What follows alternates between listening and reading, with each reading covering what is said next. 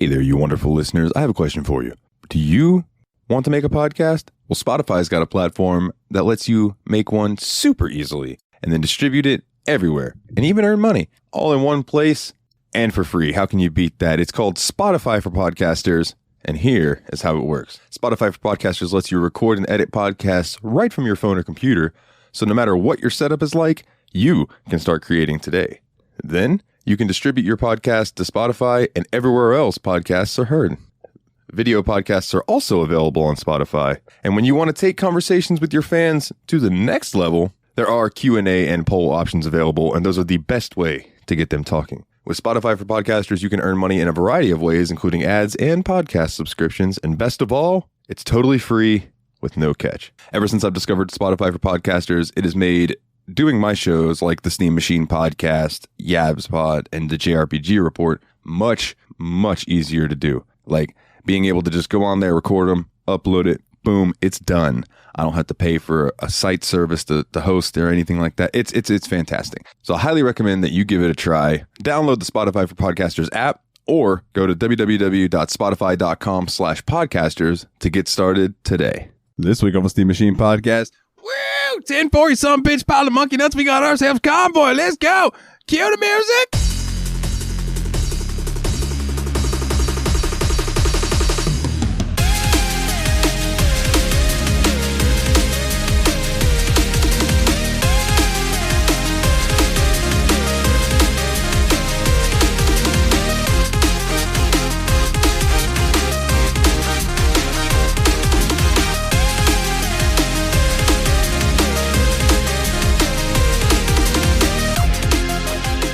Hey everybody, and welcome back to another episode of the Steam Machine Podcast. My name is Dalton, and joining me as always are the Destructo Bros. What's up, everybody? It's Nate. Hey, it's Willie. How you doing, y'all? And this week we are joined by the one, the only, the Grumpy.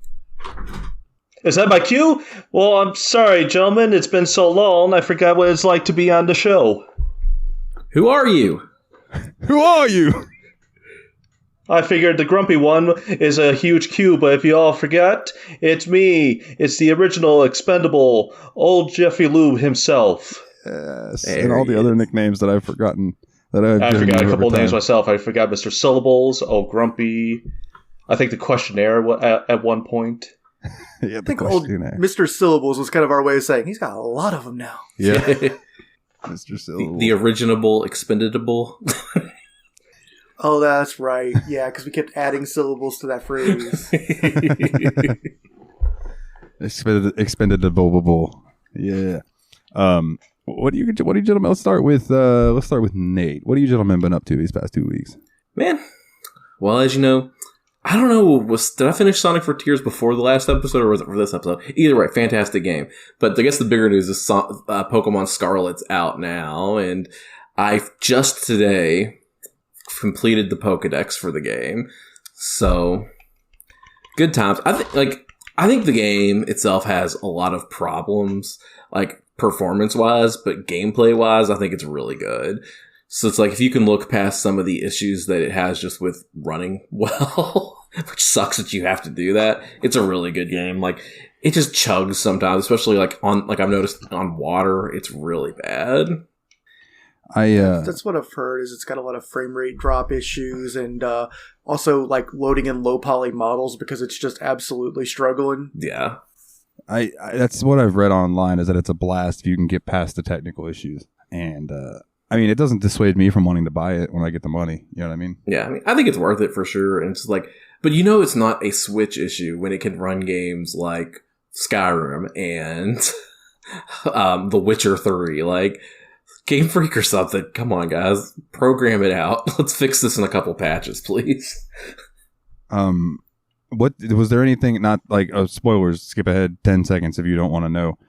Was there anything special for hitting the Max Pokedex? Like, did you get a special item or anything like that? Yeah, it's like been kind of traditional in the last few Pokemon games that once you complete the Pokedex, it gives you like the shiny badge, which increases the rate of shiny Pokemon in the game. So it's still terrible odds, but, you know, it's slightly better now. So, and I did catch another shiny after I got it. So, you know, that had to help, right? The chance goes from 1% to 2%. I think it's worse than that, actually, because I was going to say that's a 100% raise, dude. Yeah, because I think the actual, like, before you get the shiny badge, it's 1 in 4,000 chance of seeing a shiny. Jesus Christ. Wow. Yeah. Dude, that's strong. I think the only shiny that I've ever seen in one of the games is the shiny Gyarados that you actually have to find in gold, and that's it. I think I actually saw a legit shiny Pokemon once in gold, and it was one of those, it took an extra to do like a graphic across the Pokemon. I was like, what the hell was that? And this was before you realize, oh, that was a shiny Pokemon. Yeah. I'll probably never see you again. Yeah, especially back then, it was a lot harder because, like, I think it's easier now in games like this one. I don't know if Sword and Shield did it, but I know that Arceus did it, where the models actually show shiny before you go into them now. And because, like, there's not random encounters anymore, it's actually just you see the Pokemon in the overworld, you can go encounter it, and you can see if it's shiny before you ever encounter it now. So you can just, like, pass up these encounters if you see they're not shiny. So I think that helps with at least how quickly you're able to scan through Pokemon and find the actual shiny Pokemon. Yeah, old Star has been fucking killing it as far as shinies from what I've been seeing in the Pokemon chat. Yeah, she's just crazy, dude. It's like, she hasn't even got the shiny badge yet, so I'm like, if she beats the game and then completes the Pokedex, she's probably going to get a shiny every 5 minutes. She seems like the kind of person that plays the game differently than most. Yeah, for sure. Like, I don't read every line in the Pokemon chat because I haven't played the game, but it does seem like she's like kind of a bit of a stubborn lunatic in several directions and having a great time in that way. Oh, man. So has it just been Pokemon that you've been up to? Yeah, I think that's about it, man. Like I said, I beat Sonic Frontiers. I think it's a fantastic game. I recommend it. But I don't have a whole lot of other news. I think you started playing NGU Idol before the last time we talked? Yeah, we talked about that on the last episode. We did talk about NGU Idol last time? Okay, yeah. We didn't get a lot further. We started doing challenges, I think. Yeah. I think the only thing you said was you started or you beat the first playthrough, but I don't think you let everyone know that you 100%ed the game your next playthrough. Oh, yeah. I definitely 100%ed Sonic Frontiers. Loved it. Loved it. It's impressive. That game is not that old. I don't even think it's hit a month yet. Yeah, dude, that's impressive. How do you compare it to the Sonic Adventures? I might get flack for this, but I think it's the best 3D Sonic game that they've ever made. Like, straight up, no cap. Like, I think that a lot of Sonic Adventure fans are kind of stuck in the nostalgia of it. I still think they're pretty decent games, but they've aged. Let's put it that way. They're stuck in the past, man. Hell yeah. All right. Well, then we'll go to Willie next. Then, Willie, what you been up to these past 2 weeks, my brother? Playing anything interesting? I did start playing Sonic Frontiers as well. It's pretty good. I'm up to the second island now. I have a couple of issues with the game, but nothing that's going to keep it from being one that I really enjoy. I think it gave you one of the earliest the hardest cyberspace stages way too early. Like, literally the first shrine you discover that isn't the one you spawn in at is one of the hardest ones to get nest time in, and it makes you kind of a little intimidated by the ones going forward. And I think the game kind of shoves you a little bit too hard in completing the first island before you're really ready for it. But aside from that, like, the movement feels great. Moving from place to place is awesome. I think that, like, there's a lot more to do. One of the things I was most afraid of when I heard they were making a Sonic open world game was, like, how can you find stuff for Sonic to do where it's not just running really fast from place to place? And, like, they've absolutely built these worlds up to be big old jungle gyms full of, bounce pads and rails to grind and bumpers, and, like, it's a ton of fun to get from point A to point B. And, like, I think the cyberspace levels really break it up, kind of like the Mach speed levels from earlier Sonic games, where they give you just like a straightforward, like, linear timed challenge, and you kind of try to improve your routing. I think that's really cool. Yeah, I mean, I also think, like, I didn't expect exploring to feel good in a Sonic game. I thought it'd be more along the lines of, okay, there's a really big world I have to traverse, but I didn't think I'd enjoy exploring it as much as I did. But I think just doing the little mini challenges to get a little bit more of the map uncovered is extremely satisfying. And I ended up really wanting to see more. Like, but by the time I was done playing a session, I was usually just like, man, that was a lot to take in, and I need a break. Instead of like, man, I'm already tired of this. Oh, yeah. I guess that leaves Jeff. Was there anything else? I don't want to cut you off. No, that was the whole thought. Hold on, no more thoughts in there? No, that brain is empty. Hidden behind that luscious mustache. Oh, wait. There was one more thing I wanted to say, too. I watched the entirety of Wednesday, the Addams Family show that Netflix put out. Yeah. That was really freaking good. Like, I really recommend that to, like, maybe you and Megan should watch that as, like, a date thing, Dalton, because I think you both would really dig that. Oh, yeah. I'd be down for that, dude. It looks interesting. Like, the chick who plays Wednesday, like, looks like she plays a really good Wednesday. She does. And, like, my wife said something that kind of cracked me up. She's like, she's like, at first, I thought it was really progressive that they could cast, like, a Hispanic girl as Wednesday Addams. Then I realized her dad's name is Gomez.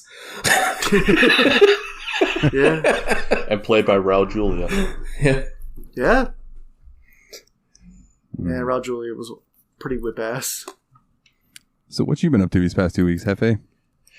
Well, apart from playing today's game, I've been playing the free game that I won the raffle on, Rebel Galaxy, and I have actually really been enjoying that game.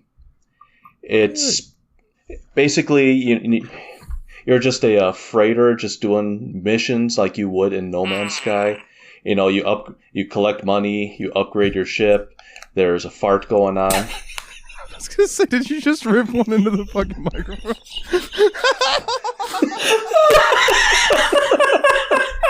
Leaving it in.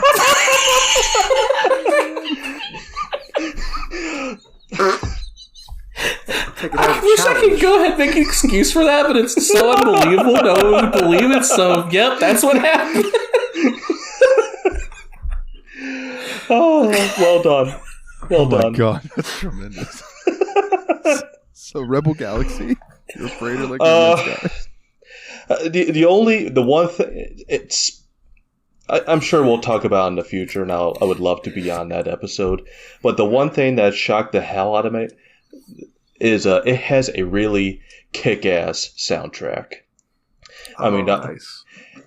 A lot of the music is like country, metal, like electronica sounding music. So country metal, you would think that it shouldn't work with each other, but yet you listen to it. It's like, damn, I should have looked up who the composer was or who the artist is, but it's very, very well done.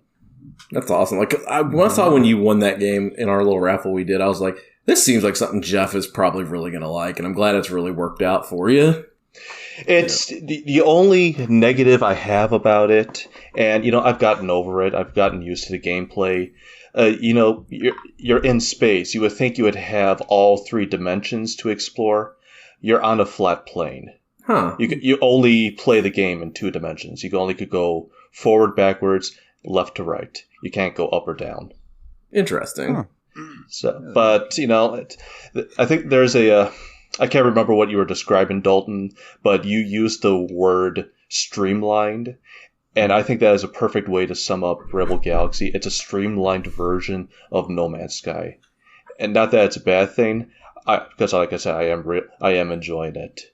So cool. Oh, yeah, that's what's up. I like that. It sounds kind of like I would enjoy that in the same way I enjoyed like the old Escape Velocity games for the Macintosh and stuff, which also were kind of like space travel, freighter-y type games. Yeah. What's the other space game that I have? I think it's a little different though, because I think it's called like Galactic Civilizations 3 or something like that. But now that I mentioned the name, I don't think that might be probably not the same type of game. other than being in space, I don't want to be spacist. Jesus, I hate you. What have you been up to, Dalton? I've been working a lot, and it's slowly just sucking the soul from my body. I remember why I got out of customer service. It's beginning to look a lot like Christmas. Everyone's in such a jolly mood. It's the most shittiest time of the year. Yes. Where their asses they show me, and my boss will blow me and bring me good cheer. It's the most shittiest time of the year. I've been, like I said, working, playing some of our game for today. I've also been dabbling. So everybody else has been playing fucking Pokemon. I can't afford Pokemon, so I've been playing. I don't have a Pokemon yet. Nexamon. One of these days. I haven't really touched a Pokemon game since Pokemon Gold. Oh, dude, it's a high watermark. Gold's really good. I think the closest one I'm willing to play is Arceus. Is it Arceus or Arceus? Nobody knows. Fantastic. I say even Arceus. though I think the movie pronounced it Arceus. Mm-hmm. Arceus. I thought it was Mark E. Smith. Mark E. Mark. Mark E. Mark. I've been playing Nexamon. So I had Nexamon Extinction, and then the original Nexamon was on sale. So I just went ahead and grabbed that because it's the prequel. So I was like, "Fucking, I'll play that first." And it was like $8.99 or something like that. Not too much. I can definitely tell that the first game was designed to be played on a mobile phone, but it's not anything against it. Like, if I paid money to play this game on my phone, I would have been thoroughly pleased, and that's saying something about mobile games. You know what I'm saying? Yeah. So I've been messing around with that. That's been really fun. I've been sending you guys some screenshots of different Nexamon that I run into. I've also been playing some WWE 2K22. Always. Getting down on that, yeah, as always. Still putting on some matches that I swear to God, if they were on real TV, people would lose their goddamn minds at how good they are. Oh, for sure. But that's why you play those Mike GM modes, is you make those dream matches. Yeah. Hey, Triple H, you hear that? Hire this man. Yeah, hire me, dog. I got you. I'll take somebody. He has a vision. I'll be like, you don't know what to do with them? Put them in a mask and make them look really cool. Like, it's going to be 50-50. You're either going to get the Fiend or you're going to get Glacier.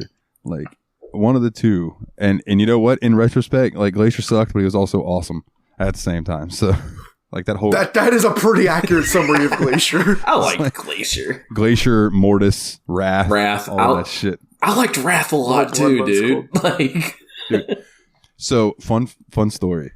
I was playing Fire Pro Wrestling World with all the modded people in there, right? And I made a triple threat tag team, like a stable of these three guys that looked a hell of a lot alike. And I was like, oh, dude, this will be awesome, right? So it was Wrath, Atom Bomb, and Brian Adams.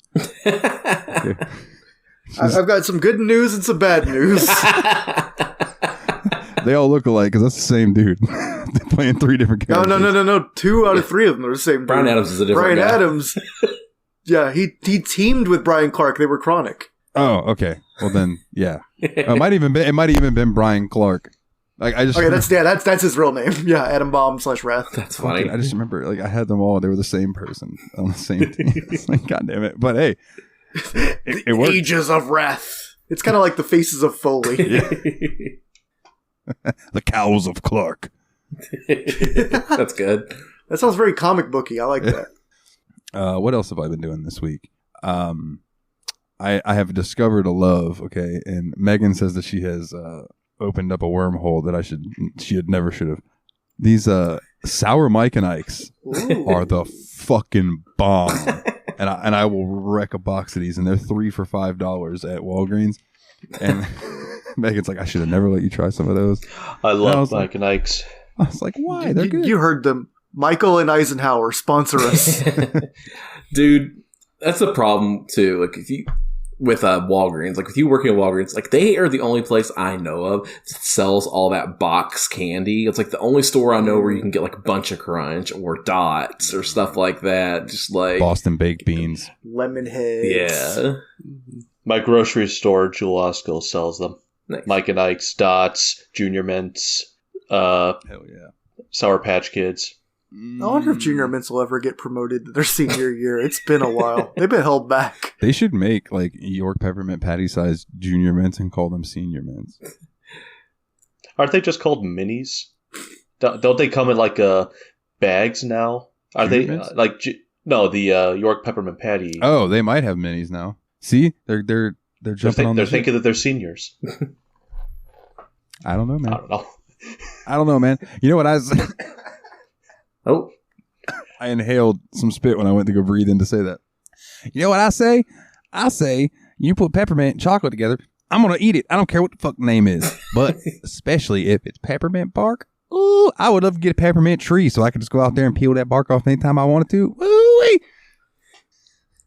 Speaking of that, boys, this week we did some driving. We did some driving on the old dusty trail down there, going down them dusty roads, if you will. So we played some American... I hope Cody Rhodes ever listens to this. He's going to kick my ass. We played some American Truck Simulator, right? And let's hop over to the obligatory Wikipedia bullshit. And I would like to point out that this won the fan poll. Surprisingly. Like, all the other games that were on that fan poll, American Truck Simulator overwhelmingly won. I would just like to point out that if Cody Rhodes was going to kick your ass for doing a Dusty Rhodes impression, he would have to go down the road like fucking the end of Jay and Silent Bob Strike Back, kicking everyone's ass. I was just about to say, like Jay and Silent Bob, how many people want to kick some ass? I do. Tremendous. So yes, American Truck Simulator is a truck simulator game. No That's way! It. Hard stop. Good to know. End of episode. That's all you need to know. Developed and published by SCS Software. It was announced as being in development in September 2013 and unveiled at the E3 2015. It was released on the 2nd of February 2016 for Microsoft Windows, Linux, and Mac OS. The game is the parallel sequel to Euro Truck Simulator 2, which is the spiritual successor of 18 Wheels of Steel. And the third installment in the Truck Simulator series. The first being Euro Truck Simulator Euro 1. 1, yeah. Then Euro 2, yeah. Set in a condensed depiction of the United States, the player can drive one of a choice of American-style conventional trucks, using various locations across the U.S., picking up a variety of cargoes and delivering them to their destinations. Since its release, this game has sold over 2 million copies on Steam. pretty good. Not bad. So, my first question to you, gentlemen, and this is directed at Nate and Willie because I have a separate question for Jeff. When this won the poll, what was the first thought that went through your mind? Well, that's different. I was pleasantly surprised because, like, about 10, maybe 8 years ago, I actually had acquired one of the 18 Wheels of Steel games and played it and was just kind of zooming around looking at places and thought it was kind of a neat concept. So I was happy to get back to what the modern version of that looked like. Yeah. I was like looking forward to it because, like, I think, and correct me if I'm wrong, that this is the first vehicle-based game we've played for the podcast. Like, we haven't even played a race car game yet. Yeah, I believe you're correct. And I do love a good racing game. It just hasn't come up in the cards. Yeah. Or it's not popular. People don't like it. Bastards. They like American Truck Simulator, though, Jeff. Hell yes! Yeehaw! Gonna stop over and give me a choking puke.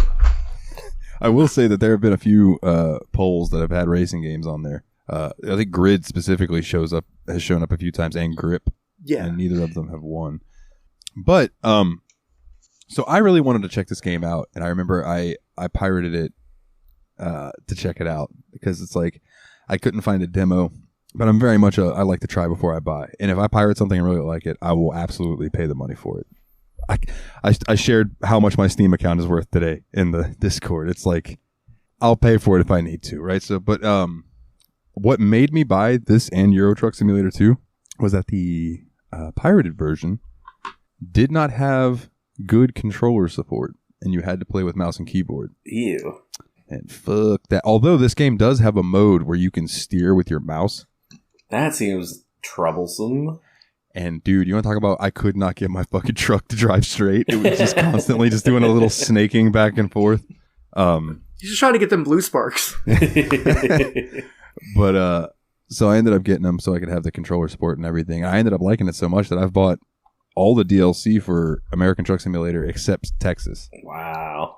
I haven't gotten Texas yet. Now I bought Texas. Yeah, well, that's on my to get list eventually. I honestly, I'm gonna like get a steering wheel and pedals to like play this game and racing games with eventually. Like Megan's already been like, oh yeah, we'll get that and we'll have that in the little game room and stuff. And I was like, seriously? Oh, you're the best. I was like, thank you for letting me be a nerd. But Jeff, my question for you is, correct me if I'm wrong, I recommended this game to you originally, or didn't I? I think it was either this or Euro Truck Simulator, and I actually downloaded Euro Truck Simulator. I started playing it, and the reason I switched over to American because I like the look of American trucks over the European equivalent. But I will say I remember playing years ago 18 Wheels of Steel across America, so I am familiar with this genre, and I enjoyed that game back then, even having to use a keyboard to control, which was, let's be honest, it was ass. Yeah. Now that I'm thinking about it. But it should be pointed out that 18 Wheels of Steel was very explicitly a ValueSoft published budget game. yeah, it was, but for what Literally, it was the same people that published Extreme Paint Brawl published this game. Nice. So it looks like I'm the only one that had no experience with the series going into it. I guess so. I'm actually just quick side tangent. I'm actually really looking forward to Euro Truck Simulator because of there's a lot of things to see in Euro Truck Simulator. Like, no offense to American Truck Simulator, there was a lot of flat farmland in some of the states and stuff, right? Whereas Europe is very mountainous in some of the areas, and it's really, really cool. Now, granted, I guess this is kind of getting ahead into the episode, but fuck it. I'm not trying to do a point by point yet, will you? I was going to say that the thing about the way they're expanding American Truck Simulator through DLC is that it is going basically state by state, west to east throughout the contiguous U.S. And so that means after they finished, a lot of states, like California and stuff, it's like, I mean, you do have to put Nebraska and Kansas and other states that are kind of famously quite flat. And yeah. Well, I am looking at the map right now of all the states that are available. Oklahoma is already in development. Yep. Cool. Yeah, they are currently developing Oklahoma. And I will say that they have gone back, and I believe they've done this for ETS2 as well. States that were in the original game, they've gone back and redone and released those for free. Like, hey, we made these look better and more accurate, yada, yada, yada, with the better technology, which I think is really cool of them to do. Yeah, like I think they remade California to be up to the current standards of the game, which is saying a lot because California is absolutely freaking huge. Yeah, even in a condensed version, California is fucking massive. So, one of my first questions for you guys: what's the longest haul you guys did? So I just I completed one today. It was 40 hours, 40 in-game hours, and that was how long did you have to sleep? 2 times. Wow. 2 times. Yeah, that makes sense.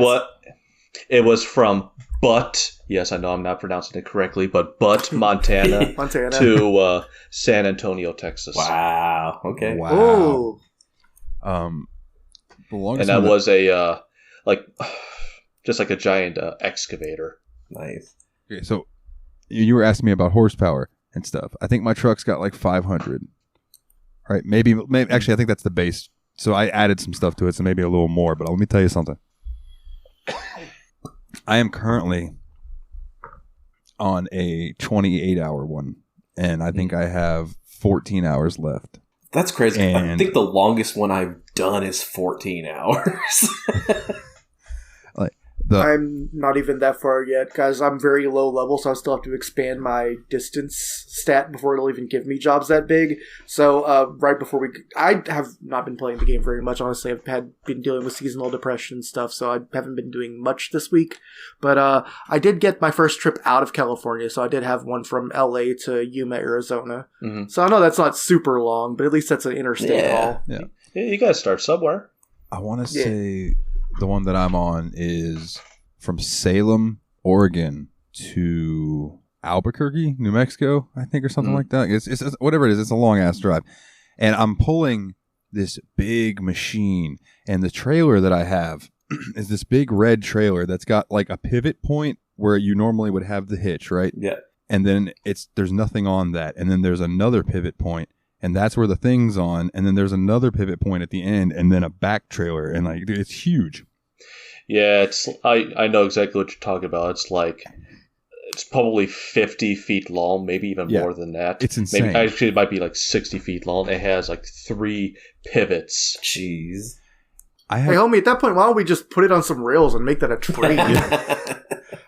I had to go up this mountain at one point with this God. truck, and I was just, all I could think to myself was, I'm so glad it's not snowing, because my truck slowed down to 12 miles an hour going up, and it couldn't go faster than that, and my truck was fucking struggling to keep 12 miles an hour pulling this big ass heavy thing, but then going down the other side was smooth sailing, obviously.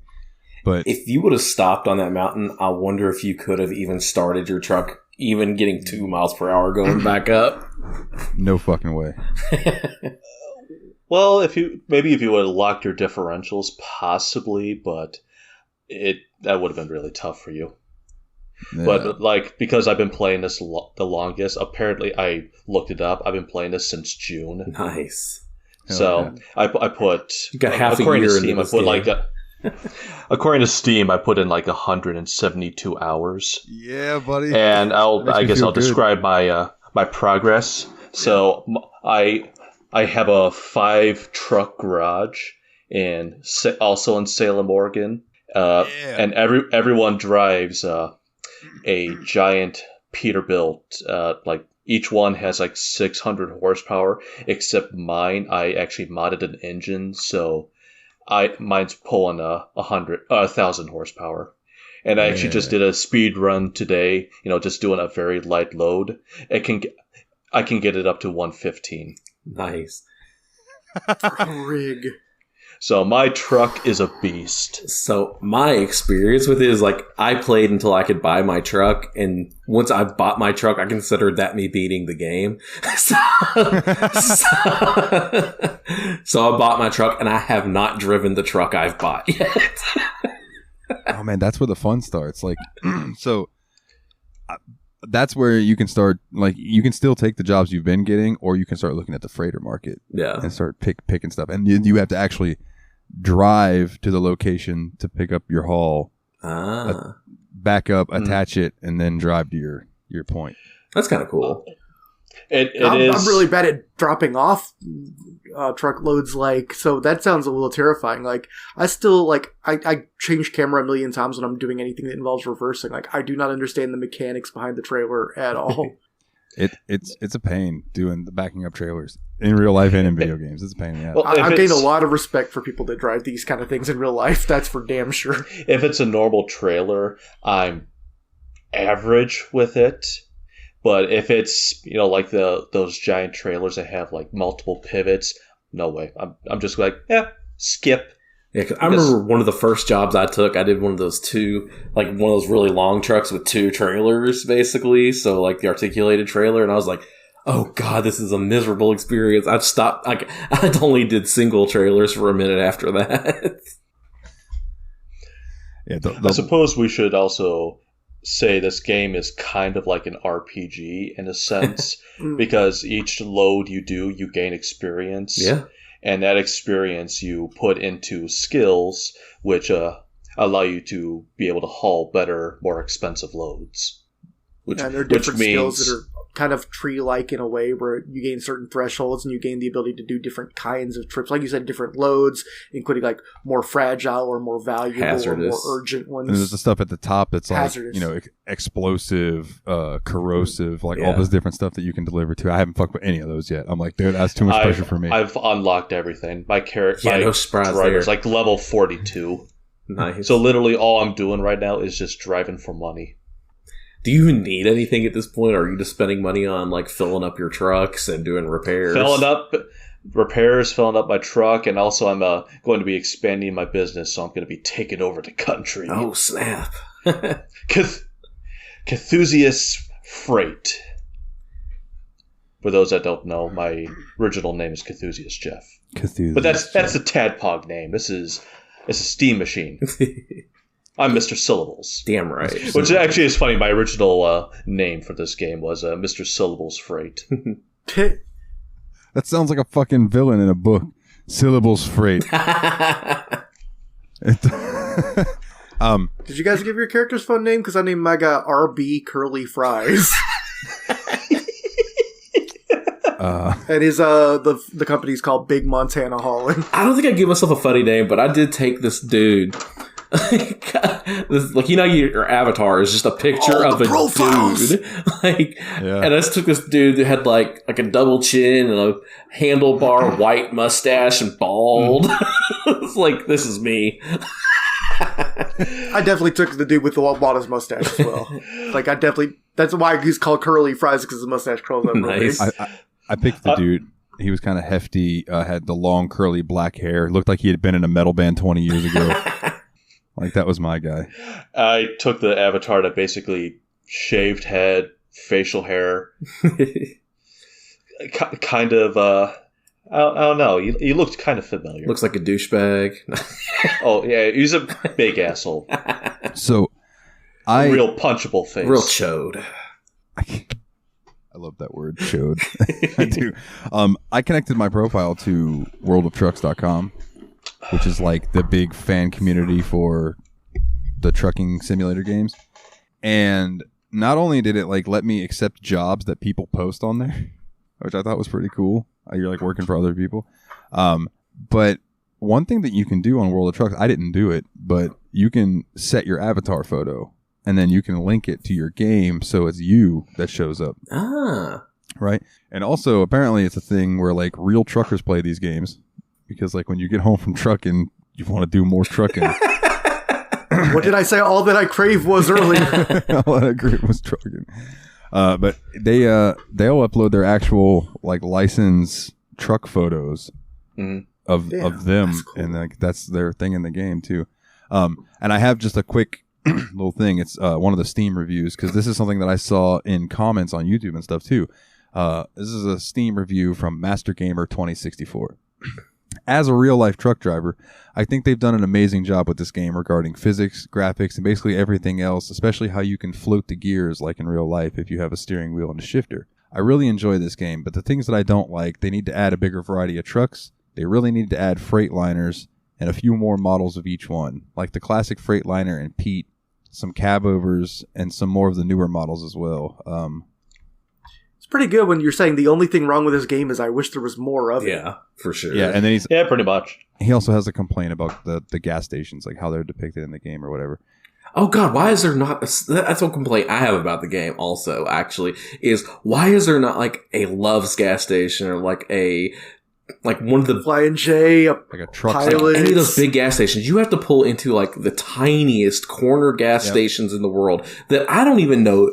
I'm sure you can, but I don't know how a truck fits into this gas station. I always end up pulling into the one closest to the road, hopping the curb to get back out onto the road. Like, how am I supposed to fill up this damn truck without making a mess? Well, this is what you're supposed to do if it's a really small gas station. Unhitch your trailer and then drive forward, fill up, and reverse, hook up, and then drive forward again. You motherfucker, I never even thought of Me that. neither. The only time I unhitched my trailer other than when I was dropping off a load was when I hit the button by accident. That's like I mentioned in our show chat about X on the controller being cruise control, and Nate, you were like, "Oh fuck, I wish I'd have known." It that didn't work for me. I tried X on the controller. It was something else in my game. But what I did find out, and this leads to another kind of funny story, was that C on my keyboard. So if I'm driving, I can just reach over and tap C on my keyboard, and it starts the cruise control. However, the space bar is your pump brake. So I can just drive around like, oh yeah, let's put this thing in cruise control. Slam my hand down a little bit awkwardly. All of a sudden I hit my pump brake and my truck goes. And it was like, yeah, you gotta go ahead. It's like, it says your pump brake is engaged. You need to take off your pump brake. I'm like, I didn't do it on purpose. It might have been that I went into the Steam controller configuration because I think I chose the one, like there's one in there that the team that made the game made. They're like, this is probably your best bet. Probably. I just went with the standard controller configuration. I didn't mess with that too much. Like my turning signals were R1 and L1. That's where mine were too. Yeah. Okay, it was? Okay, so. Yeah, same with me. But actually, I'll ask, did you guys try doing proper shifting, or you just went straight automatic? I went straight automatic. Automatic. I didn't have the brain capacity to try to drive a truck and shift gears. I watched what the shifter was doing when I was just doing regular driving, and I'm like, oh my god, that looks so complicated. What about you, Jeff? Okay, so Oh, I went. It's referred to as real automatic, but I have a. If I hit the period button, it allows me to switch into sequential, so I can grab the gears necessary. So if I'm going up a hill, and if I have a heavy load, and it's going to be kind of difficult to get up there, I'll shift to that, and then I'll start pulling down gears just so to keep the revs up. Keep the power there. Yeah. For some reason, I will say this makes me sad. I mean, I like playing on the controller, but it just angers me that Steam doesn't recognize my wheel, my steering wheel. Yeah. And I can only assume it's because it's technically a PlayStation steering wheel. there might be a workaround. Have you ever looked into like a workaround for it? I'm not computer savvy, so I don't know. It's just like, you need to download these drivers. I'm like, huh? What do you want me to do? Send me, I thought I was the driver of my truck. like, send me in text, like on Discord, what type of wheel it is, and I'll see what I can do for you. Yeah. I gotta say though, look up like, the box. you said you hit the period button, and what happens now? It switches to what's called sequential, so it allows you to. I can manually control the gears. I got you. I thought hitting the period button would just fill your pants with blood. Damn it, Dalton. Yes, sick bastard. I'm glad Willie got up for that one. I know like one thing I didn't play around with, and I don't think you did either, because I just ended up listening to Spotify. How were the radio stations in this game? Some of them are good. So the one I've been listening to, it's called the Eagle. Eagle! And so some of the songs that I've been playing, Don't Fear the Reaper, Nice. Nothing Else Matters by Metallica, AC/DC, Gimme Shelter by Rolling Stones was playing. So it plays a lot of that, classic rock songs. So that's the one I've been listening to the most. I am so sad, though, that they consider Metallica and Blue Oyster Cult both classic rock now. God. Well, actually, that is true, but actually, lately I've been listening to the radio. Otherwise, since I started playing this game, I've actually just been on Amazon watching shows. Shows I've gone through: Rocko's Modern Life, Rugrats, and All Grown Up, Cat Dog, Rocket Power, My whole childhood. Stargate SG-1. So you were just binging Nickelodeon there for a hot I minute. was binging a lot of Nickelodeon, sir. Yeah. Because it's just, for those that are not gonna see this, the way my setup is, I have a big 27-inch monitor. That's what I'm playing the game on. I have a small 24-inch right next to it. I'll just play the game, TV. Play the game, TV. So it's been incredibly relaxing. It's just one of those. Just helps me decompress. Oh yeah. Willie's got the real big monitor, aka a TV.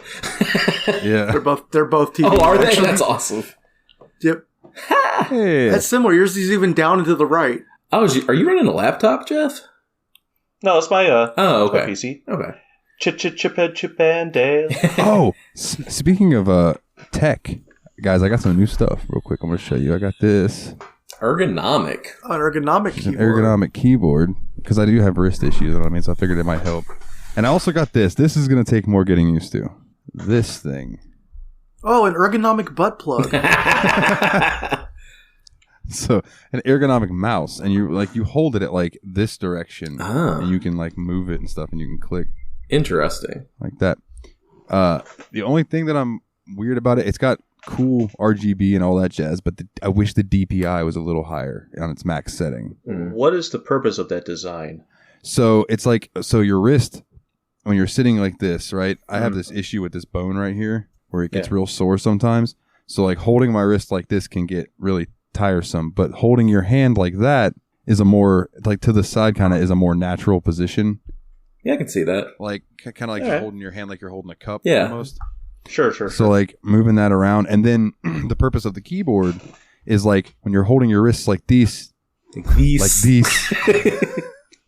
type, like it can be strain on your keyboard or your hands too, whereas your hands like naturally kind of sit like this. Yeah. So your hands are at this angle. I'll tell you, it's a little getting used to, but it's far more comfortable to type for me. That's cool. Mm-hmm. So.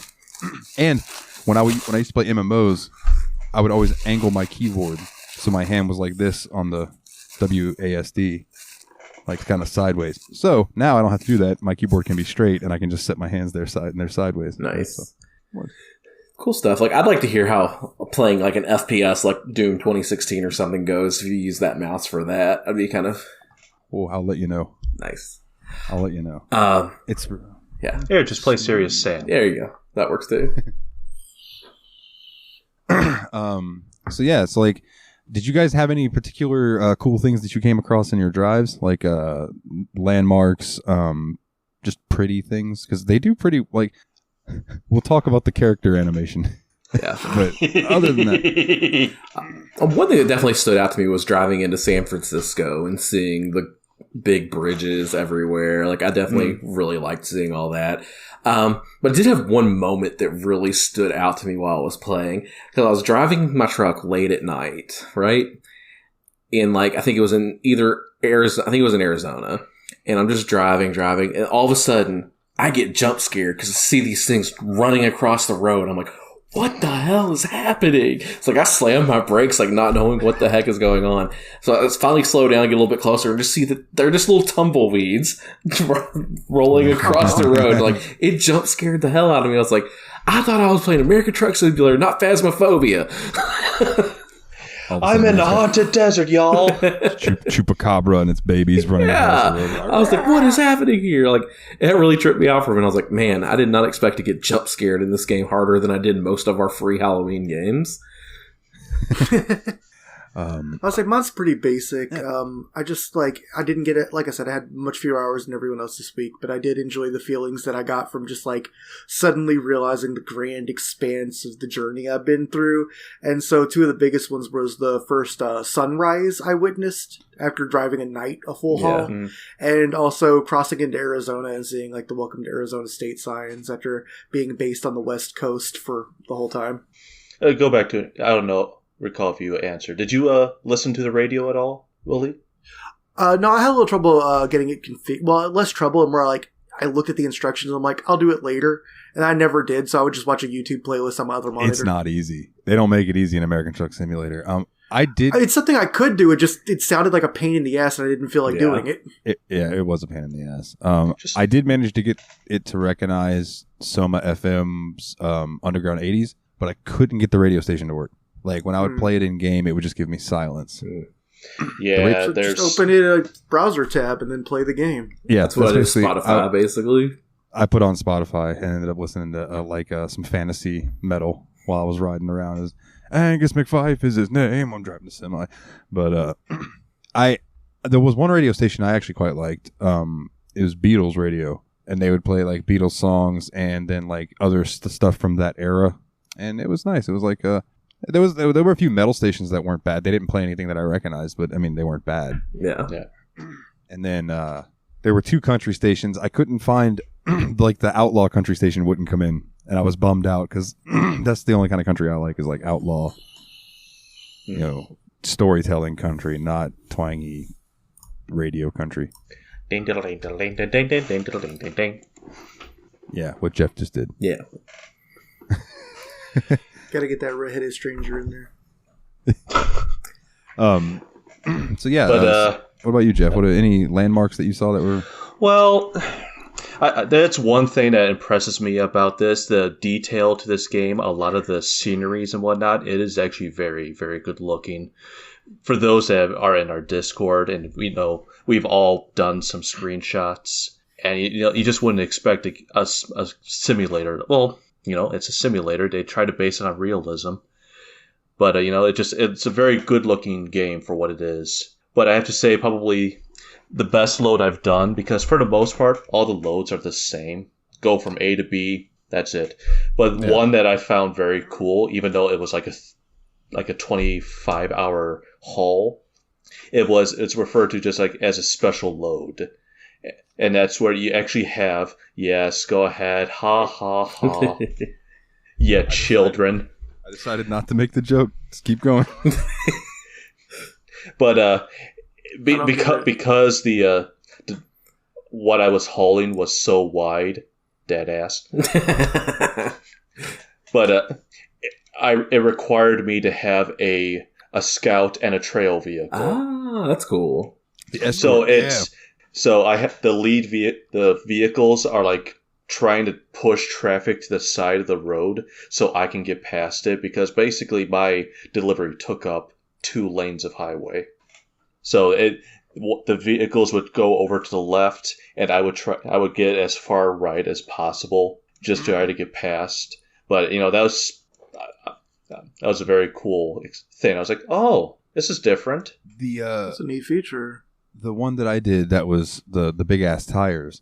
It was just from 2 cities in Oregon. It was only like a 6-hour trip, but I had an escort with the cop in front of me with its lights on, and then the vehicle behind me with the oversized load flags and all that stuff.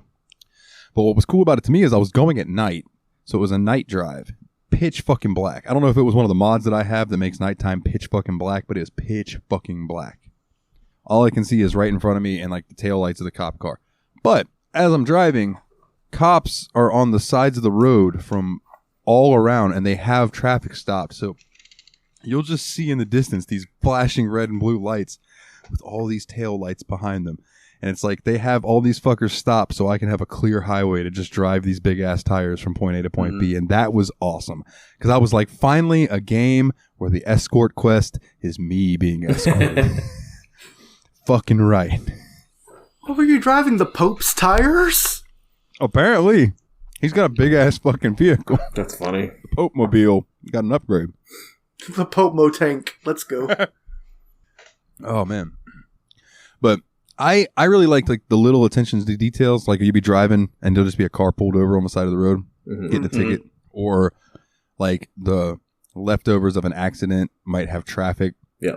And you got to go around that. The one that I took the screenshot of, and I might have even spoiled it for people just in case you didn't want to get spoiled because Nate complained about spoilers. That was a joke, Dalton. Oh, I know it was. I know it was. But I just came upon a fucking log truck that had tipped over and had taken out a lane with all the logs spread everywhere. And I'm like, that's just a cool little detail to throw in there. You know what I mean? And then like I would just find these little bridges over rivers, and the rivers just look so pretty that I'm like, I gotta take a picture of this. Or just like the sun, the God rays from the sun coming in a certain way, dude. It's like this game had really pretty moments. Yeah. And not to, because we'll talk more about it when we get to it, but I've also had moments like that in Euro Truck Simulator 2, where I'm like going around a bend by a lake, and across the lake is one of those like picturesque little European towns that you see, and I'm like, fuck, that's a pretty screenshot. Photo mode. I am so thankful that this game has photo mode, like, because I really do enjoy. Like, you guys know me, I'm the photographer of the 3 of us in video games. Yeah. And like I really enjoy taking screenshots and stuff. But I think the coolest thing that I came upon was just like I went around this one bend, and I wish I remember, it had to have been in Washington. Because no, Bend is in Oregon. There's like like I go around this curve and everything, and there was just a fucking lighthouse, and it was kind of rainy out, and this lighthouse was just out there and shining and so everything. And it's and Jeff, help me out, a viewpoint. Yes, a viewpoint. Did either of you, Willie, Nate, did you find viewpoints and stuff? I chilled at one. Yeah. No, I don't think so. So it'll be these little things that you'll find that'll be like a little camera on your mini map, and it'll be like viewpoint discovered. And you go and you park there and you shut your engine off, and then you activate the viewpoint, and it goes to like this panoramic up in the sky type camera. It gives you a little cutscene, basically. Yeah. Just allow you to see the scenery around you, and a lot of it is usually very pretty. Yeah, and they're like specific points in America that are like, you could really go there if you wanted to type things. It's really cool. Little attention to details like that I really quite enjoyed. Yeah, I was doing a haul, and I was driving through Texas, and the sun, it was like 6 o'clock in the morning. The sun was coming up, but it was raining out. So you could see the sun just like coming through the clouds. So there's just like rays of sunshine everywhere. It's like a very beautiful moment. I'm curious to ask though, did you guys have any vehicle troubles? Like your tires going bad on you, having to replace them? Nope. Anything like that? I mean, yes, I've had moments of stupidity. Oh, no. It's not stupidity. It's moments of revenge, because as detailed as this game is, they seem to have gotten the traffic right, because you're driving along, and then some asshole can just cut you off and slam on the brakes. Well, guess what, fucker? I am hauling 80,000 pounds behind me.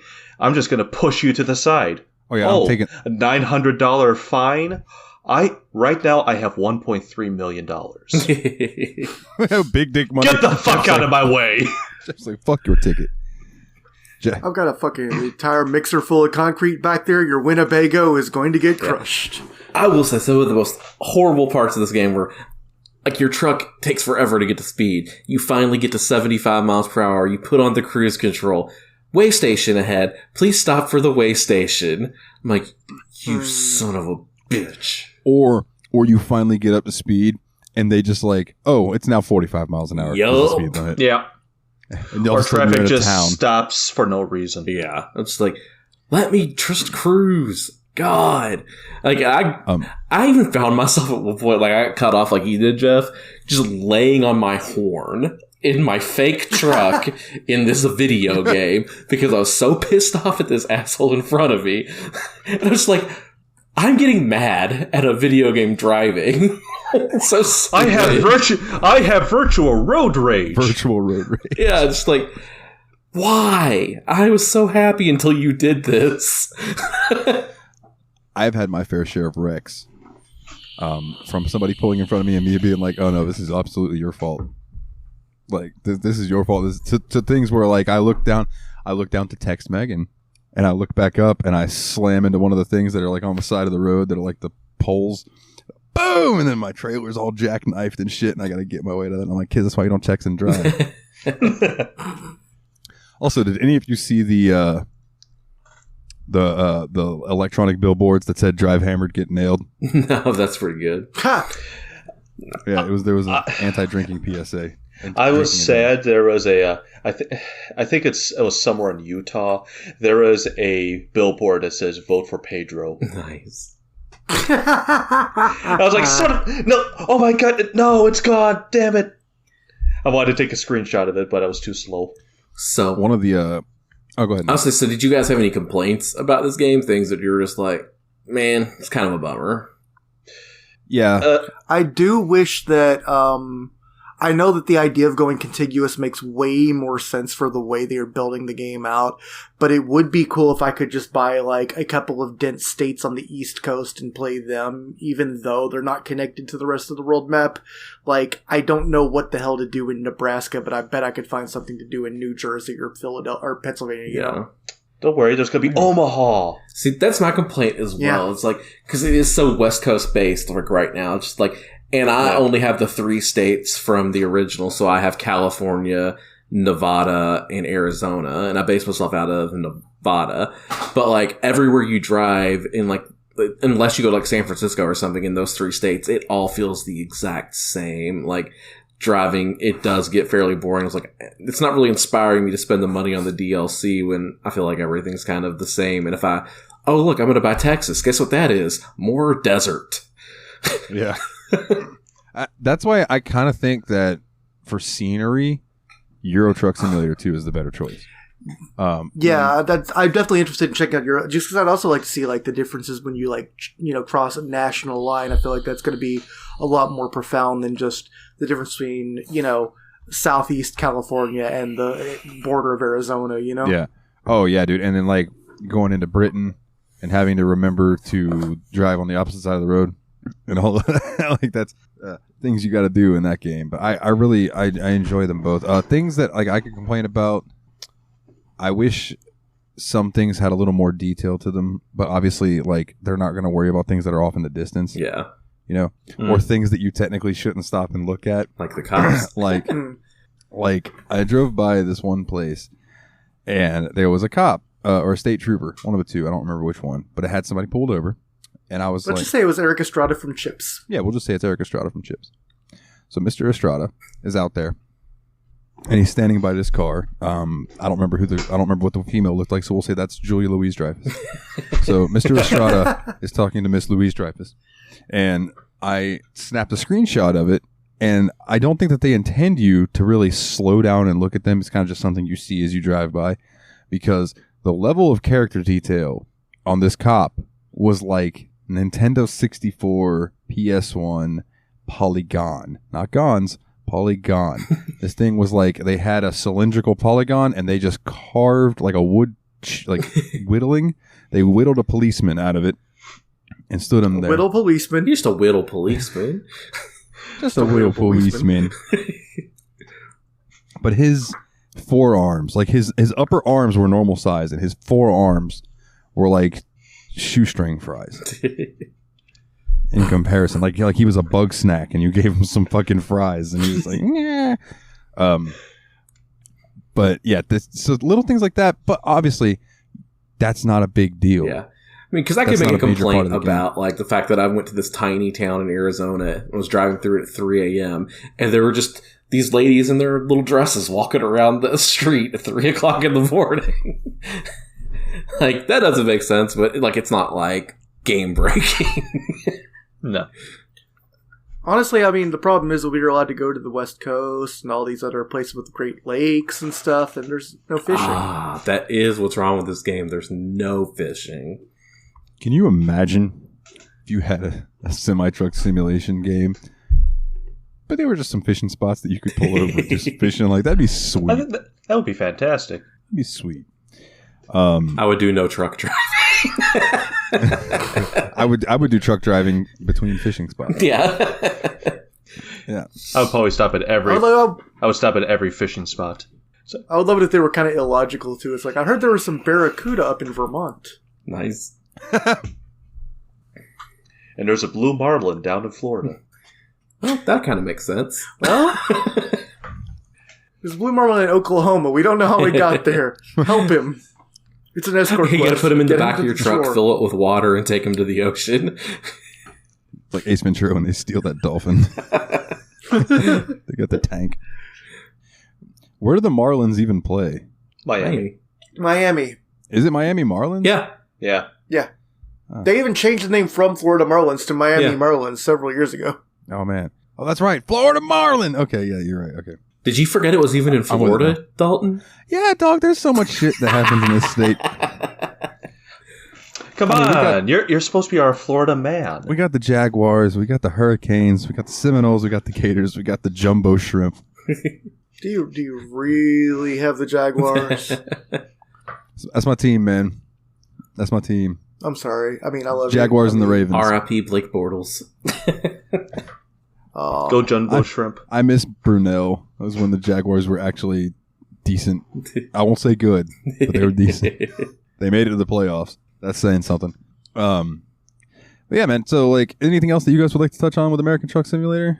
I think that covers it for me, man. If I didn't complain about this yet, it's weirdly interesting how much harder it is to maneuver your trailer when turning right than it is when turning left. Maybe this is because I just simply do not know how trucks are articulated, but holy Think about the shit. fulcrum point, because like when you're turning left, you're automatically taking a wider turn because you're turning in from a far lane to a far lane. If you're turning right, you're turning in from a near lane to a near lane, giving you less room for that fulcrum to actually pivot. You gotta whip it. That makes a lot of sense. So if you're like driving in England, would you make a wide left turn and a normal I think right so, turn? yeah. And that's why, like, when you're in any town with a decent amount of rednecks, you'll see them whip their truck out to the left before turning right. Yeah. Okay, that makes sense. You actually just reminded me. The one thing that annoys me with this game is it's very sensitive with its fines, and one in particular is, it's legal in the whole known world that you can make a right turn right on red. Yeah. Well, you try doing that in this game. Like you said, we have to either be more towards the middle or go left before you start turning right to make the wide turn. Well, you do that, it's going to say red light violation. Center line. Good things you're going straight through it. Yep. And like I got so many red light violations. I swear I was going on yellow. You son of a bitch. I was actually going to complain about that, especially making a left turn, like at a regular T junction on yellow, and it's like, oh no, it was red when you were in the light. You're dead now. And the thing that sucks about that is it affects you a lot more on these smaller runs because you're only making $2,000 that trip. And it's but you're spending more time in the urban it's area. An $800 fine, though. So you're already losing like almost half of your funds. But if you make that $800 fine on a $20,000 drive, it doesn't feel as bad. But when you're just starting out, it feels like shit. It also sucks when. Sorry, Dalton. It sucks when there's a cop present and that $800 fine doubles. Yeah. Oh, dude, when I got hit with a $1,500 speeding ticket because a cop actually saw me. Jeez. I was doing like 75 and a 45, but still. That's another thing that annoys me because you got those speed reductions and you're slowing down. I'm actually reducing my cruise speed. It go from 75 to 55. Whatever, and I'm going 60 on the slowdown. Woo woo woo woo woo. Speeding violations. Like, fuck you, I was slowing down. Two things. To be fair about the 75 and a 55, though, like I feel like we're mostly car or like normal like non-commercial drivers for the most part, and going 20 over in those is a little bit speeding, but not the most dangerous. If I saw a truck barreling down the highway going 20 over, I'd be like, "Oh, shoot this officer, man. arrest this man." Two things with red lights that I noticed is that, again, like you said, they were very touchy. There were times that I'd be at the red light and be like, "Oh, I should creep up a little more," just like I would in real life, and I would creep up just a little too far, and it would give me a red light violation. Then I was like, "Oh, well, fuck you. Then I'm just going." Because you have to actually mash the brake. You can't just cruise to a stop. Yeah. Your shit's too heavy. I'm like, dude, okay, well, yeah, you already gave me the violation, and I actually got 2 violations because I got it and I stopped and I backed up, and then I was like, "Man, fuck them," and I went again and it gave me another one. I was like, "Motherfuckers!" But also, when you get to the red lights that have turning lanes, if you drive over into that turning lane and go through and just drive straight and then go through again, you get no red light violation. So I've noticed that too. I would absolutely do that. Like, I'm gonna go around you motherfuckers. I'm gonna keep doing 60 through this town. I'm gonna get out of here. I started driving truck like I assume my uncle used to drive a truck. Like, you all have heard uncle stories. Yeah. Right. He used to be a truck driver, and I can only imagine. Right. So I was driving like him. I'm just like, fuck these red lights.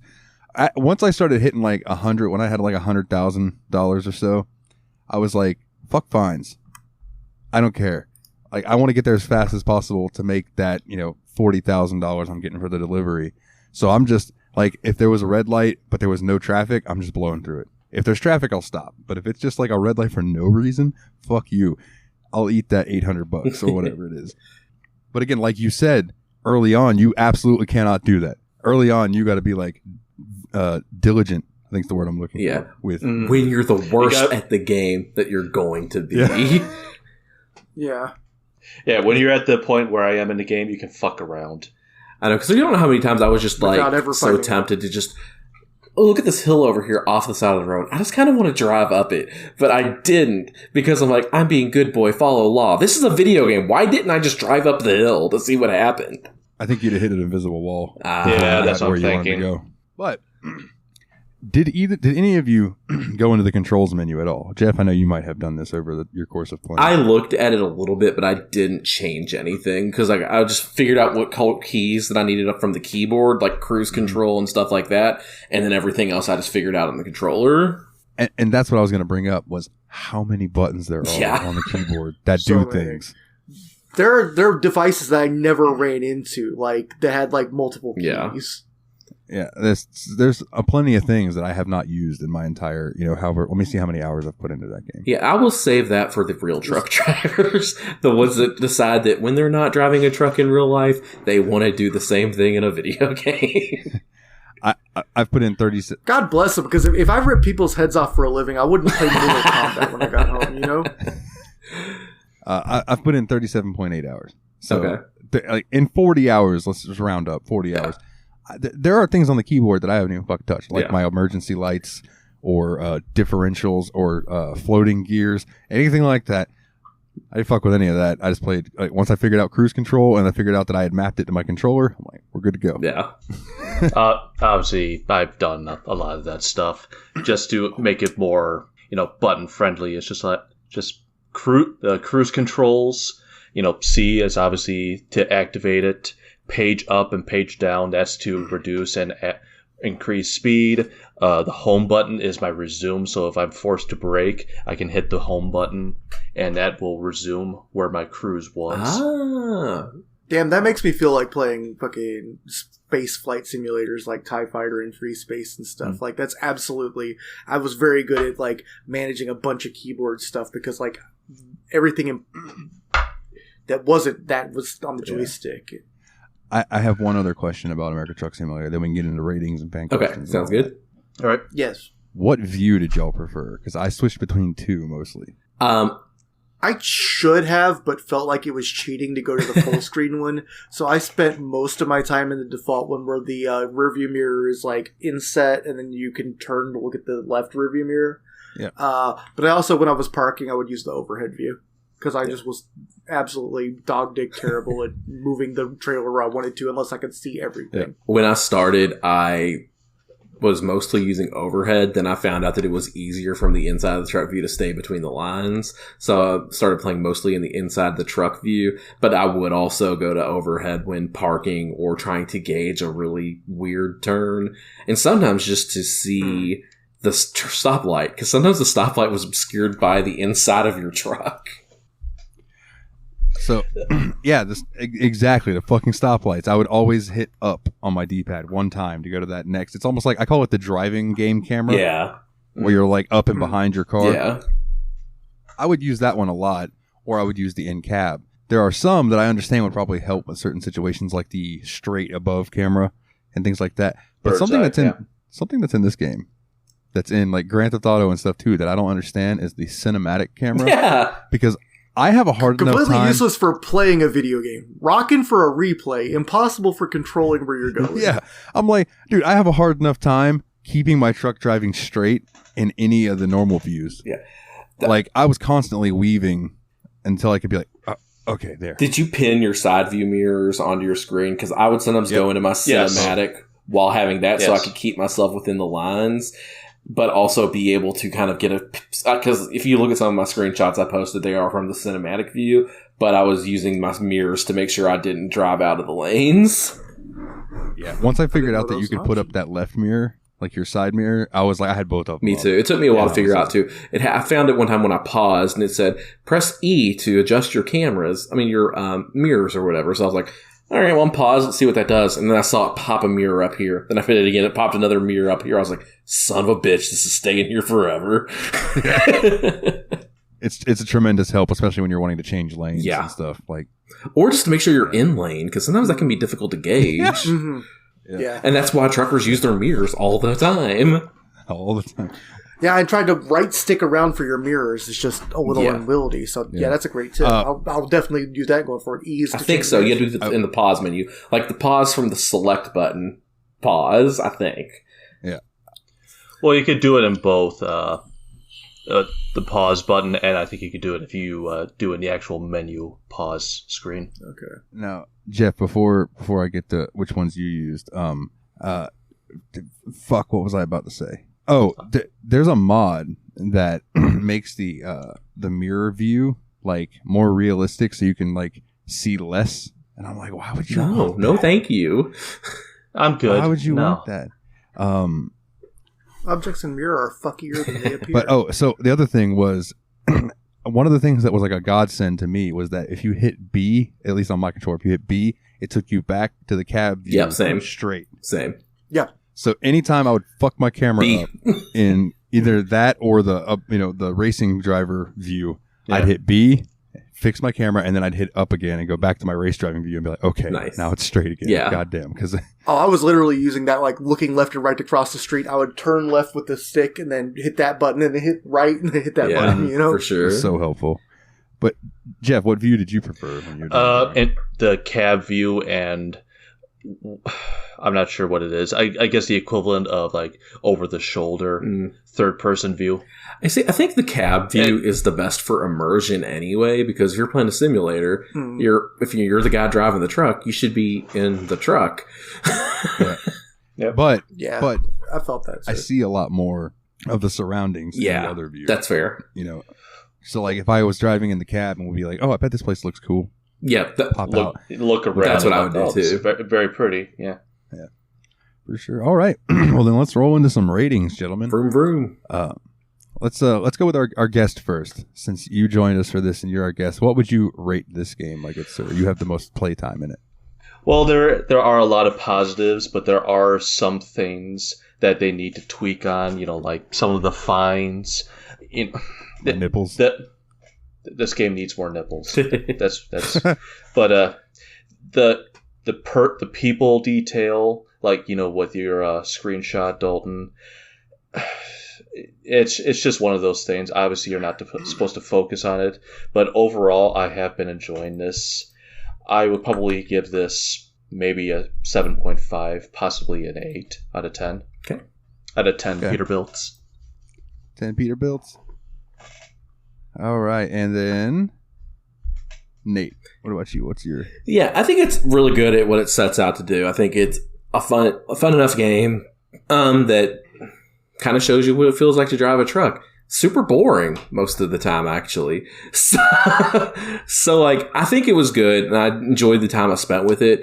I think it got overly repetitive for me, and I don't know how much more time that I will spend with it moving forward. But like I said, it's a perfectly serviceable game. I think it's good at what it is, and it's for certain people, but I don't think this one is going to be one that kicks it with me forever. So I'm giving this 7 tractors out of 10 trailers.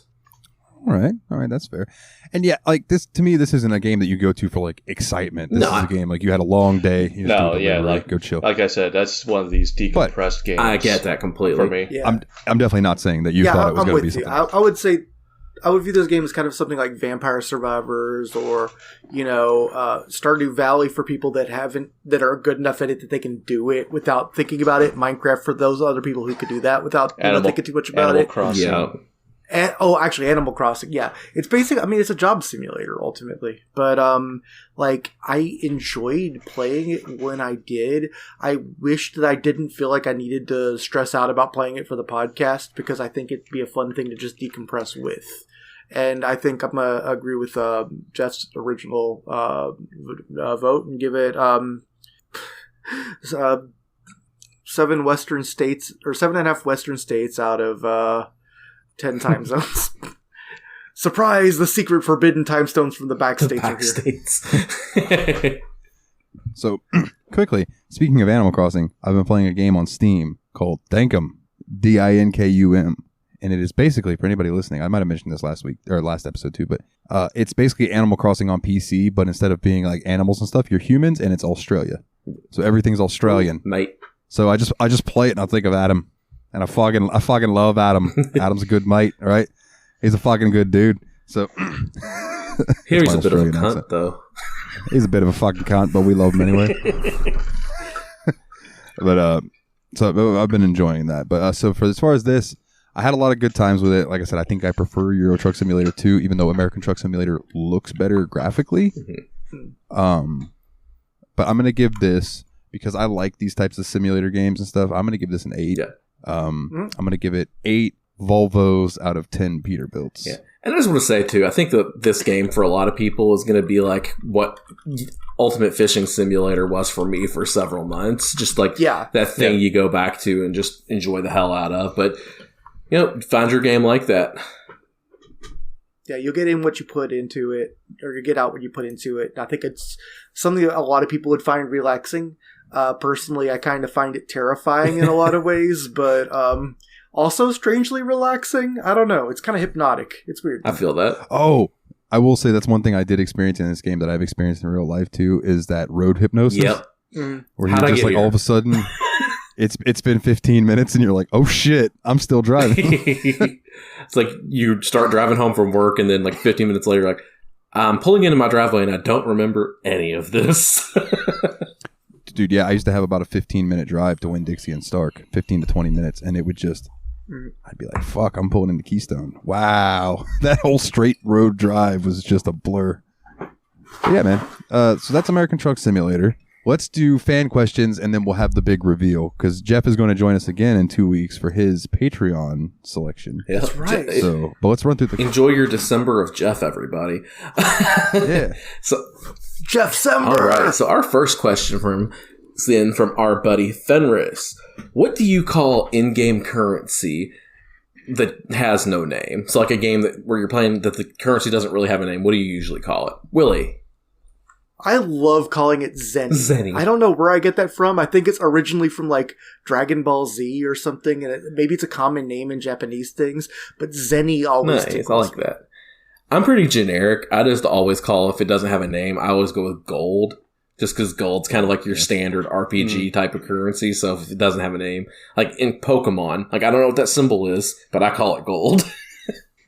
Probably because I was a Final Fantasy kid, I end up calling a lot of things Gil. Yeah. But gold is another one too, and I think that's the D&D player in me. It's like all the gold. I'm probably the lame one. I just call it cash. Yeah, it's cool. Give me the cash, y'all. All those answers made sense. Like I would also expect dollars, but those are basically the answers. Zenny is my favorite out of all of them. It's a fun generic currency. Sometimes they use shekels. Shekels. I like that too. Rupees. Well, that's actually what they use it in Zelda. Rupees is... Yeah, that's a real currency. India is rupees. All right. So this one also comes in from Fenris. What's a better Pokemon game? Pokemon Red, Blue, Yellow, or Let's Go Eevee and Pikachu? Basically asking nostalgia versus modernization. I haven't played like a lot of the modern ones that you mentioned, but in my personal opinion, it's probably the modern ones. Like, there's definitely the charm and nostalgia going back to like Red, Blue, and Yellow. But like you even mentioned this in the question too, is like, Fire Red and Leaf Green are better. Let's Go Pikachu and Eevee. I know that they had their complaints, but they're probably a lot easier for, especially somebody new to the series wanting to play like the classics. I would probably tell them to play those without even having playing them myself. I've never played any of the modern Pokemon, so I'm sure objectively they are better, but I'm going to have to go with, Red, Blue, Yellow, because those are the ones I have played. Yeah. Yeah, I haven't played the Let's Go's either, so I'm just going to abstain. So am I the only one that's played Let's Go? Sounds like it. All right. Well, I have played Pokemon Yellow, and I have played Pokemon Let's Go Eevee. I've beaten Pokemon Yellow. I returned Pokemon Let's Go Eevee. And I traded it for something else. So like, Let's Go Pikachu. my issue with Let's Go Eevee was when you run into Pokemon in nature or whatever, you didn't really have your Pokemon battles. You kind of just went in there and you could like throw them berries and stuff and then chuck a Pokeball at them. And it was just like missing a core and I get it, that's more like along the lines of the show where Ash would just be like, "Go Pokemon!" and throw a Pokeball at it. And I don't know, it just didn't do it for me as much. It's why I much preferred like when Arceus came out, or hearing about Scarlet and Violet. Those sound, and Sword and Shield, much more up my alley than Let's Go was. That makes sense. So I'm gonna tell you, play Pokemon Yellow, or like you mentioned, Fire Red, Leaf Green, and even with Silver and Gold. Like if you have a PC or a phone, if you have a fucking smartphone, get a DS emulator, play Heart Gold or Soul Silver, which were the remakes. Mm-hmm. They're fantastic. The only time that I can think of where I would not recommend the remakes was Brilliant Diamond and Shining Pearl. Those games sucked, honestly. I did not like the remakes they did of those, which sucked because I was really looking forward to them. But out of Pokemon Shield, Pokemon Legends Arceus, and Pokemon Scarlet, which just came out last week, I have the least hours in Shining Pearl, just because it just didn't gel well. So I think there's probably a little bit of answer column A, a little bit of column B, depending on the game and what the remake was like, honestly. And the best Pokemon game was Pokemon Snap. That was a good game. Pokemon Snap was fire.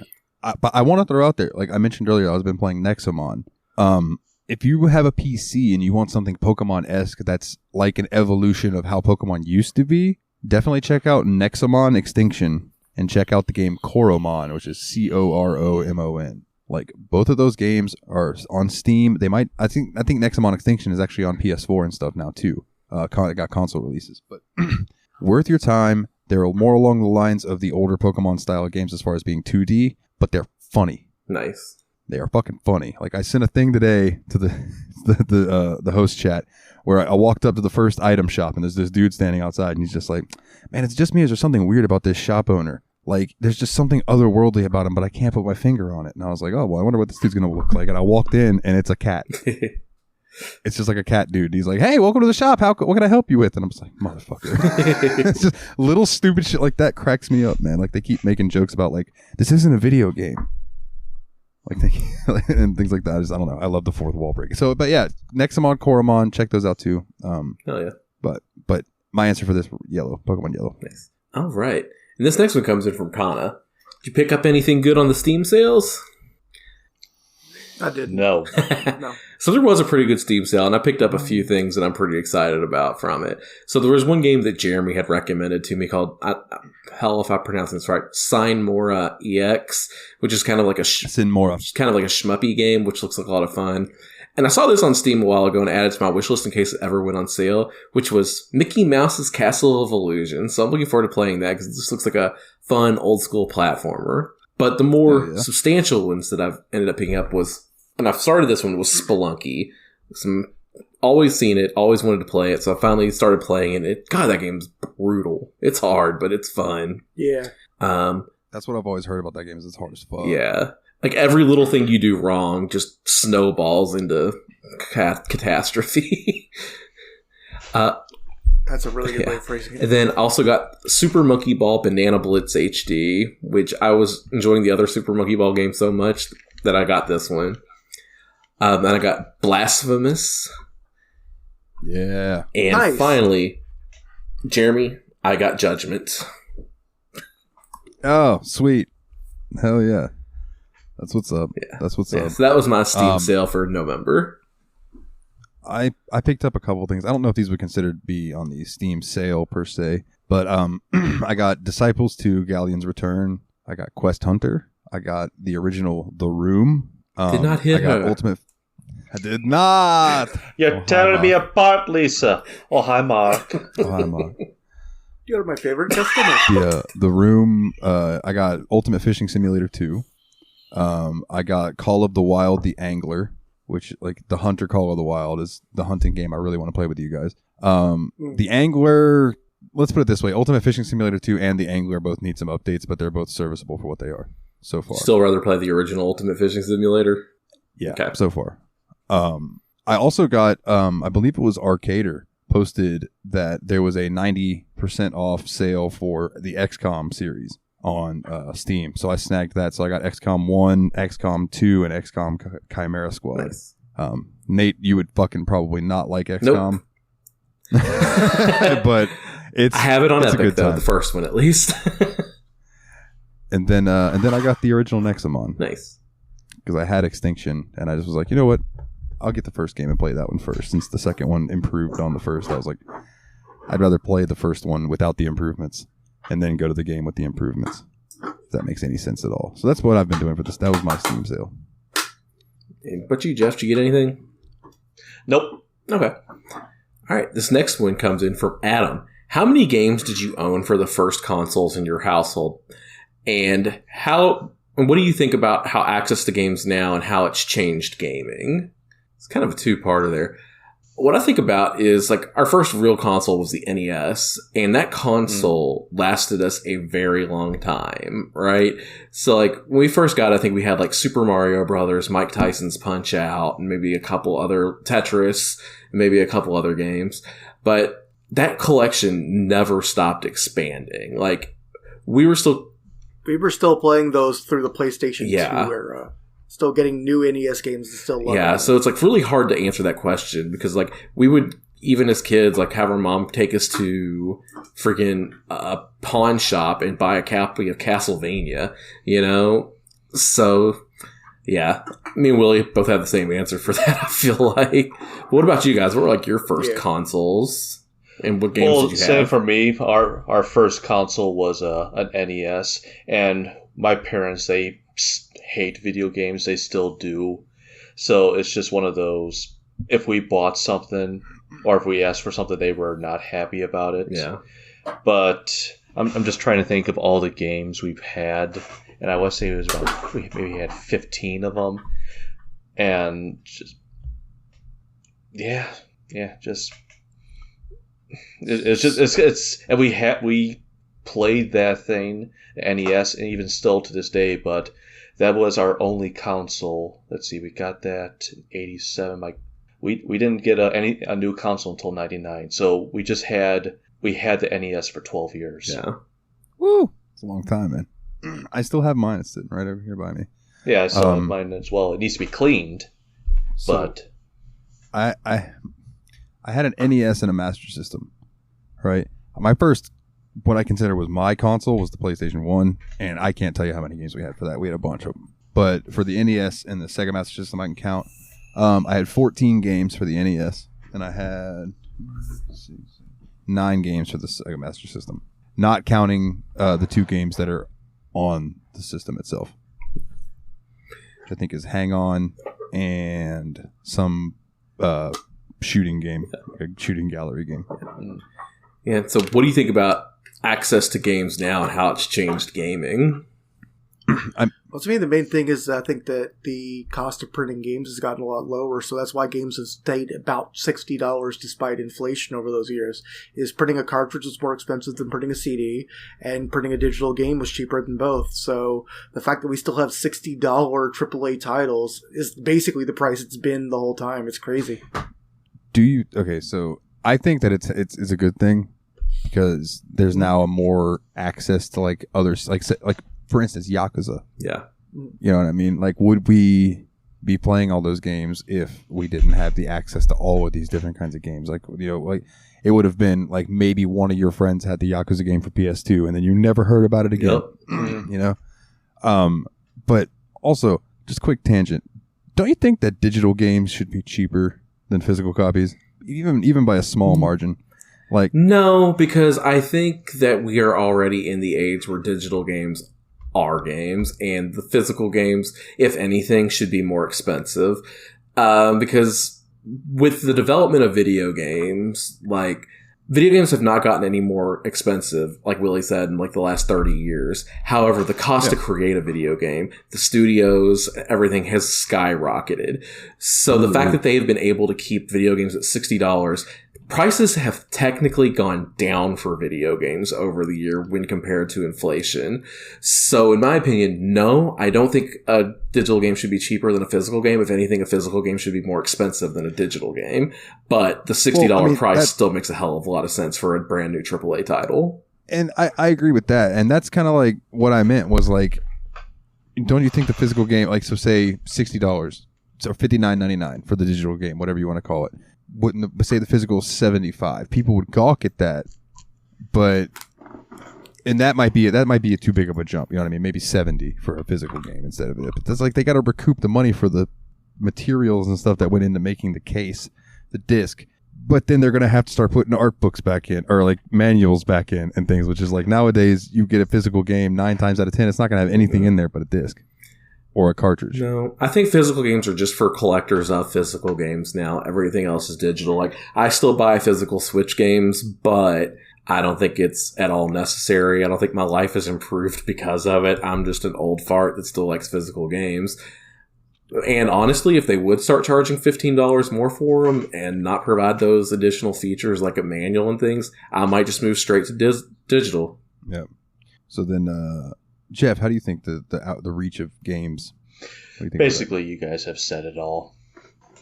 It's I don't know what more I can add to it. You guys have said it all. I agree with everything you all said. Yeah, makes sense. So, with that being said, I think we're going to kind of hold off and do some of these fan questions on the next episode, just to kind of move things around a little bit. What about you guys? Got anything you want to plug this week? I mean, I have some stuff to plug, but first and foremost, Jeff. Oh yeah, It's time for the reveal, sir. All right. So, I've been obviously holding this one very close to my chest, and just to say a couple honorable mentions, I was thinking of doing No Man's Sky, Red Dead Redemption 2. I had another one, I lost it, but the one. It all comes down to, Willie, you're going to love this. I want to do Descent Free Space. All nice. right. Okay, so I was wrong. You were wrong, Dalton. So I was wrong. My guess was... Well, so what I was told was that you said that playing it would make us want to play the rest of the series. Correct. The one other game. One other game of the series. When I hear series, I think of more than 2. I don't know why. So I was like, okay, so maybe I was like, oh, Grand Theft Auto. He loves Grand Theft Auto 4. That's got to be what. That wasn't a game to think about, but it's just one of those. It's too long. It's too long. The game. Yeah, I think Descent Free Space, the first one, I think you could probably beat it in like 10 to 20 hours. Yeah, it's a relative. The campaign is shorter than Free Space 2, and I didn't think Free Space 2 had that long of a campaign. I mean, and Free Space 1 did have an expansion, but that's just... you can skip it if you need it. It's just one of those side things. I mean, it's another full game, but it's not necessary. And there's a chance I'll hit it up then. If anybody wants to play along... it's on GOG. I don't know if it's on Steam, but I know it's on GOG. And I want to say at one point, the first Descent Free Space was free. I don't know if it still is. But at one point. Hold on. It's $10 on Steam. It's like... Oh, okay. Yeah. It is on Steam then. Okay. I thought that would be a GOG exclusive, being how it's an older game. But I'm wrong. All right. Steam stepping their game up. Heck yeah. All right. Well, then, let's run through the house cleaning, shall we, gentlemen? Do it to it.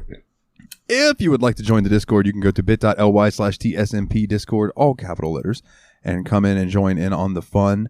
You can find us on Facebook and Twitter too. We're not super active on there, but just search the Steam Machine Podcast. You'll find us. Link to the website, bit.ly/the Steam Machine Podcast. If you want to support the show, which would be wonderful, I would very much appreciate it. It would be www.patreon.com/the Steam Machine Podcast.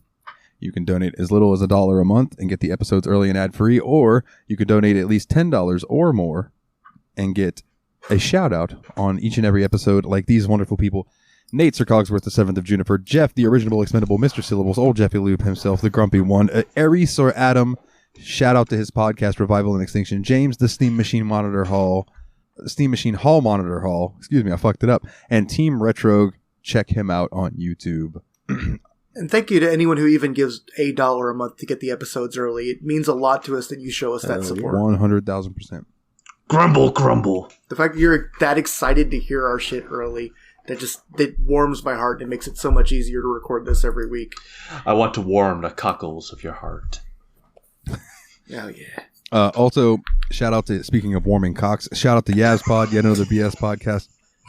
If you want to hear me be absolutely filthy each and every week, you can check us out over there. The opposite spectrum of that, you want to hear me be absolutely family friendly, you can check me out each and every week or sometimes bi-weekly depending on the news. The JRPG Report, which is a weekly to bi-weekly JRPG news show.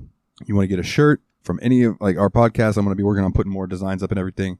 tsmpproductions.threadless.com. If you like our music, nowthenightmare.bandcamp.com.